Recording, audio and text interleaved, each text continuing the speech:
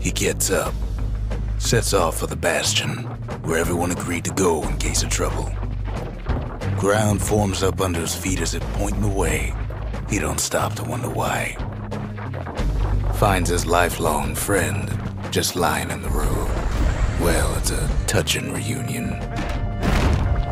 He sees what's left of the rippling walls, years of work undone in an instant, in the calamity.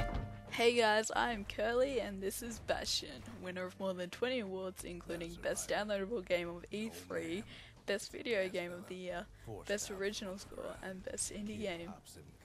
What's interesting about Bastion's story isn't so much the story itself. In fact, the events of the games and characters aren't particularly intriguing. Even the world itself goes largely unexplained, making it somewhat of a mystery all the way to the end of the game. What makes it interesting, however, is how it's told. From start to finish, the entirety of the game is narrated by Rux. There aren't any cutscenes to interfere with the tale at all, and the narration is overlaid with game experience, with new parts of it emerging once the kid reaches a certain point in the level. So quite literally, you are being told what you are doing and why you're doing it as you're doing it. As the game reaches its finale, the players will not only discover who Rux is telling this story to, but also why. And it leads to a particularly intriguing twist that makes the ending far more meaningful. The narration is terrifically written, and the voice work is equally fantastic. It's exceedingly rare to go more than a couple of minutes without hearing something new, and this is something that, if any, other RPGs have ever managed to do. Bastion seamlessly combines its story with gameplay so that both are experienced simultaneously, and it does so extremely well.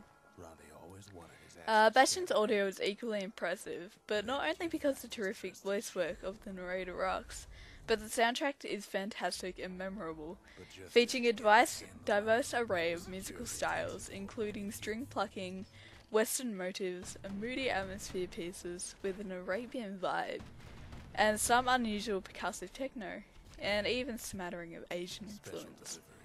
Of particular note is a beautiful vocal and acoustic guitar duet built that wall.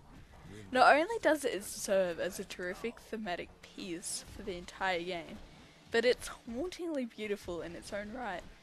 It's easy to say that this is one of the best soundtracks encountered thus so far, and quite notably it did win an award for that particular piece.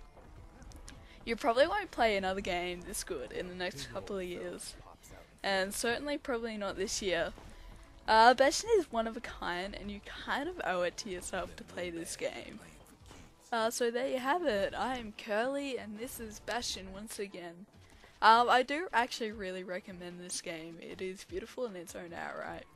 It's fairly inexpensive as well, and it's on Xbox Live and iOS. So, you know, it's an enjoyable game, and I really do recommend it. I've spent hours on it currently, and I'm enjoying every moment of it. There's so many ways that this game pulls you in and draws you into its game, even though I did say the story itself isn't that intriguing. It does have a very good twist at the end though. Now, notably, the gameplay is what you play this game for. Anyway, so have fun, happy gaming, and hopefully another video will be up shortly.